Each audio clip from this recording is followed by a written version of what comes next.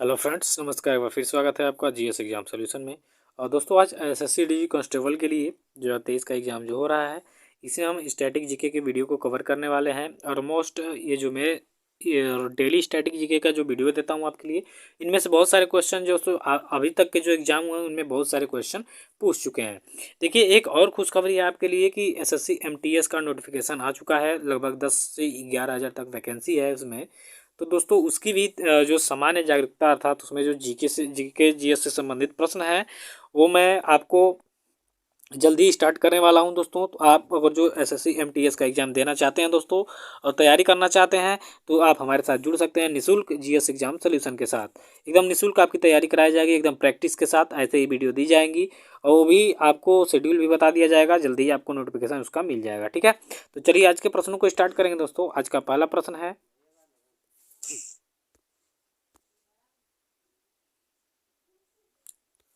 चलिए तो आज का पहला प्रश्न आ चुका है आपके सामने कि खजुराहो मंदिर किस राज्य में स्थित है। ठीक है, खजुराहो का मंदिर किस राज्य में स्थित है। विकल्प आपके सामने ये है मध्य प्रदेश, बी है उड़ीसा, सी है राजस्थान और डी है केरल।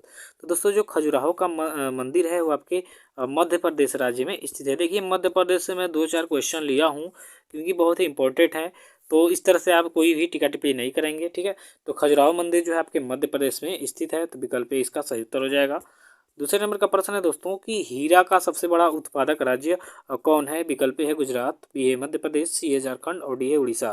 तो दोस्तों, हीरा का अगर जो बात करेंगे सबसे बड़ा उत्पादक राज्य की, तो आपका मध्य प्रदेश में जो पन्ना की हीरे की खान है एकमात्र, वो बहुत ही फेमस है। वहाँ से सबसे ज़्यादा हीरा उत्पादित किया जाता है भारत में। तो इसका मध्य प्रदेश आंसर जो है सही उत्तर हो जाएगा। तीसरे नंबर का प्रश्न है कि उज्जैन किस नदी के किनारे स्थित है। देखिए, उज्जैन आपका पड़ता है मध्य प्रदेश में। तो यह किस नदी के किनारे स्थित है। विकल्प है माही नदी, बी है नर्मदा, सी है क्षिप्रा और डी है चंबल नदी। तो उज्जैन नदी की अगर जो बात करेंगे तो यह क्षिप्रा नदी के किनारे स्थित है। ठीक है, तो क्षिप्रा नदी इसका सही उत्तर हो जाएगा आपका विकल्प सी। तो विकल्प सी यहाँ पे आपका सही उत्तर होगा दोस्तों। चलिए, नेक्स्ट क्वेश्चन है आपका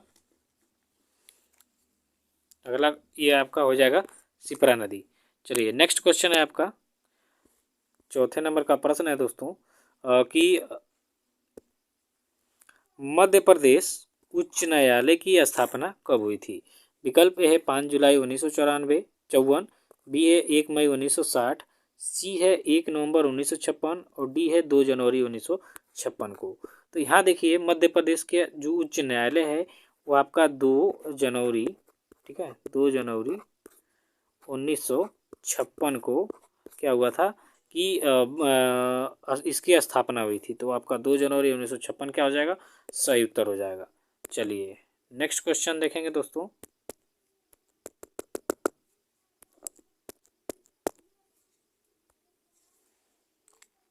पांचवें नंबर का प्रश्न आपका है कि पन्ना किसके लिए प्रसिद्ध है। विकल्प है हीरा, बी है सोना, सी है कोयला और डी है तांबा। तो अभी मैंने बताया ऊपर में कि जो हीरा है सबसे ज़्यादा आपका मध्य प्रदेश में निकाला जाता है किसके खान से, तो पन्ना। ठीक है, पन्ना के। तो पन्ना जो है हीरा के लिए फेमस है। यहाँ से हीरे की खुदाई होती है, हीरा निकाला जाता है भारत में सबसे ज़्यादा। चलिए, छठे नंबर का प्रश्न देख लेंगे कि नेपा नगर किसके लिए प्रसिद्ध है। विकल्प है सीमेंट उद्योग, बी है न्यूज प्रिंट, सी है हीरा और डी है सूती वस्त्र। तो नेपा नगर जो है न्यूज प्रिंट के लिए, यानी न्यूज का जो प्रिंट है, प्रिंट किया जाता है, नेपा नगर इसके लिए बहुत ही ये फेमस है। तो विकल्प इसका बी हो जाएगा सही उत्तर। सातवें नंबर का प्रश्न देखेंगे दोस्तों कि भारत की सबसे बड़ी जनजाति कौन है। देखिए, बहुत इंपॉर्टेंट क्वेश्चन है ये, इसको इंपॉर्टेंट कर लेंगे। तो भारत की सबसे बड़ी जनजाति की अगर जो बात करेंगे तो विकल्प ए है भील, बी है संथाल, सी है गोंड और डी है थारू। तो अगर जो भारत की सबसे बड़ी जनजाति की बात करेंगे तो गोंड जनजाति जो है ये सबसे बड़ी है। तो विकल्प आपका जो सी दिख रहा है यह सही उत्तर हो जाएगा कि गोंड जनजाति भारत की सबसे बड़ी जनजाति है। इसी तरह आठवें नंबर का प्रश्न है कि भारत में सबसे पहली जनगणना कब हुई थी। वेरी इंपॉर्टेंट प्रश्न है। विकल्प है 1950, बी है 1900, सी है 1882 और डी है 1872 में। तो देखिए, भारत में सबसे पहले जनगणना 1872 में हुई थी। लेकिन वही अगर जो बात करेंगे भारत में नियमित जनगणना कब से प्रारंभ हुई, तो 1982 1882 से हुई थी। ठीक है, तो 1872 में सबसे पहले जनगणना जो है स्टार्ट हुई थी, लेकिन नियमित रूप से 1882 से ये हर 10 साल पे क्या हो गया, नियमित हो गया। ठीक है, तो चलिए नेक्स्ट क्वेश्चन देखेंगे दोस्तों आपका कि 9वां है कि लोकसभा चुनाव के लिए न्यूनतम आयु क्या है, यानी लोकसभा का जो उम्मीदवार होता है उसके लिए न्यूनतम आयु सीमा क्या होनी चाहिए।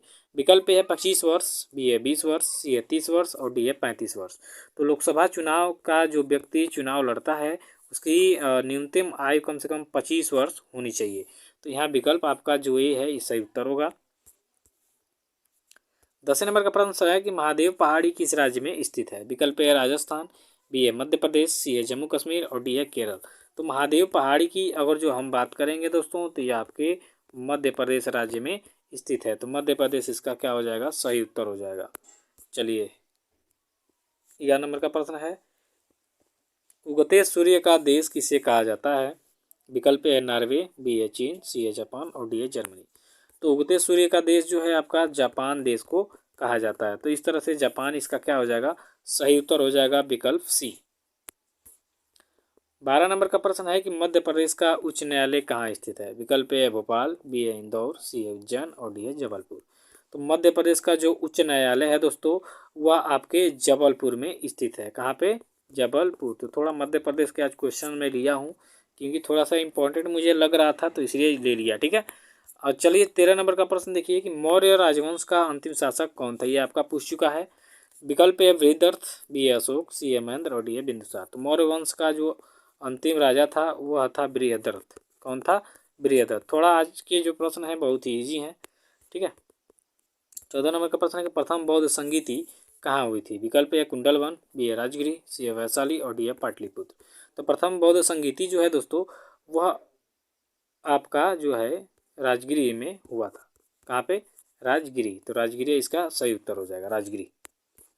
15 नंबर का प्रश्न है कि 1 रुपए के नोट पर किसके हस्ताक्षर होते हैं। विकल्प है राष्ट्रपति, बी है प्रधानमंत्री, सी है वित्त मंत्री और डी है आरबीआई के गवर्नर की। तो देखिए आप सभी नोटों पे आरबीआई के गवर्नर का हस्ताक्षर देखते हैं, लेकिन 1 रुपए के नोट पे जो है वित्त मंत्रालय अपना सिग्नेचर करता है। तो इस तरह से वित्त मंत्री इसका क्या, वित्त मंत्रालय का होगा, वित्त मंत्री नहीं, वित्त मंत्रालय, ठीक है। यहाँ वित्त मंत्रालय होगा, तो वित्त मंत्रालय होगा, ठीक है। चलिए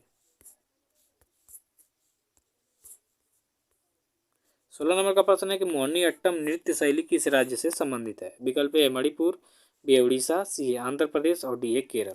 तो मोहिनी अट्टम जो नृत्य शैली है दोस्तों वो आपके केरल राज्य में क्या है, केरल राज्य से संबंधित है। तो यहाँ विकल्प आपका डी सही उत्तर हो जाएगा।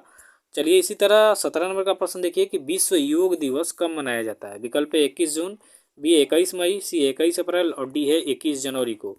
तो देखिए 21 जून को अंतर्राष्ट्रीय योग दिवस मनाया जाता है, जो प्रधानमंत्री के नरेंद्र मोदी के आह्वान से ये स्टार्ट किया गया था। तो 21 जून से ये मनाया जाता है, 21 जून को मनाया जाता है प्रतिवर्ष। 18 नंबर का प्रश्न है कि योजना आयोग का अध्यक्ष कौन होता है। विकल्प है राष्ट्रपति, बी है प्रधानमंत्री, सी है गृह मंत्री और डी है विदेश मंत्री। तो योजना आयोग का जो अध्यक्ष होता है वो होता है प्रधानमंत्री। आपका जो प्रधानमंत्री हैं हमारे नरेंद्र मोदी जी वह वर्तमान में योजना आयोग के क्या हैं, अध्यक्ष हैं। तो विकल्प भी होगा इसका सही उत्तर। 19वें नंबर का प्रश्न देखिए कि संविधान में मौलिक कर्तव्य किस संविधान संशोधन के द्वारा जोड़े गए।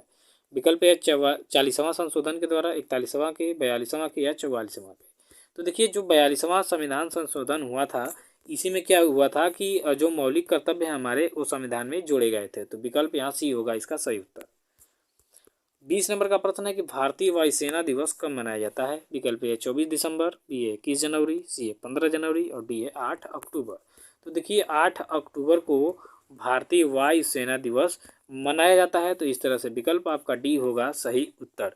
तो आज के लिए बस इतना ही मित्रों। ऐसे ही आप 8 बजे डेली रात को हमारे साथ जुड़िए और SSGD कांस्टेबल 2023 के जब तक एग्जाम होगा तब तक स्टैटिक जी के आपके लिए लेकर मैं हाजिर हूँ डेली 8 बजे रात को।